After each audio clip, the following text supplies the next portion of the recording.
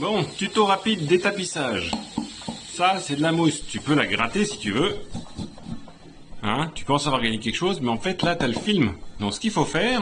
Alors, quand tu commences, tu attaques, mais tu t'attaques pour être sûr de choper le film du dessous. Si tu chopes pas le film du dessous, tu vas pas pouvoir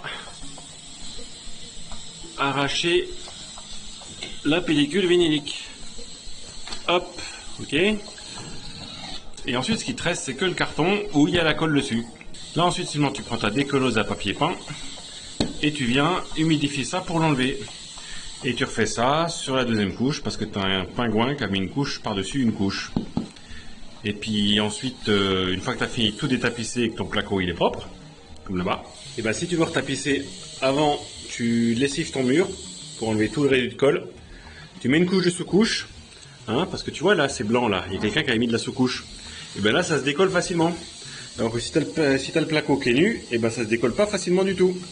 Donc si tu t'aimes toi-même pour la prochaine fois où tu veux détapisser, ou si t'aimes la personne suivante qui te détapissera, et ben tu mets une sous-couche de peinture, même si tu tapisses. C'est bon pour les bords de la peau? Donc après avoir préparé la première moitié de la chambre,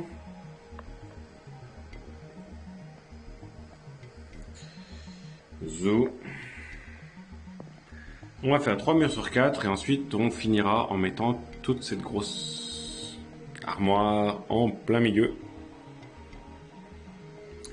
Pour finir les deux morceaux qui resteront. Allez, c'est parti. Les supports de certains radiateurs étaient complètement rouillés avec les intempéries, le froid et l'humidité, à tel point que j'ai dû les meuler les vis à la disqueuse. Bon, bah, petit à petit, l'oiseau fait son nid. Alors malheureusement, les murs étaient donc pas imprimés, il n'y avait pas eu de peinture avant que ce soit tapissé, ce qui fait que partout où c'est brun, on a complètement galéré pour décoller. Et les traces de blanc, en fait, c'est pas de la sous-couche, c'est pas pour le plaisir, c'est juste les peintres du plafond qui ont essuyé leur rouleau sur les murs. Alors le mode de chauffage ad hoc, parce que c'est pas parce qu'on les a enlevés du mur qu'on doit avoir froid. Ce qui est fort, c'est que là on voit quand même bien l'humidité durant les années qui s'est incrustée dans la tapisserie. Ah là là, même là où c'était simple, c'est-à-dire sur du plâtre, ils avaient commencé à détapisser puis ils ont arrêté. Franchement, alors que c'est super simple à cet endroit-là, c'est quand même dommage. Bon, là c'est un peu le bordel, mais avec un peu de méthode, on arrive à faire tout ça proprement. Donc là sur la droite c'est un mur de plâtre et après avoir détapissé on voit bien les résidus de colle qui restent parce qu'ils n'ont pas été bu par le plâtre, contrairement à quand on pose sur le carton du placo-plâtre directement. Donc tout ce qui brille là c'est de la colle, ce qui fait que le peintre il faudra qu'il lessive le mur avant de pouvoir remettre une sous-couche.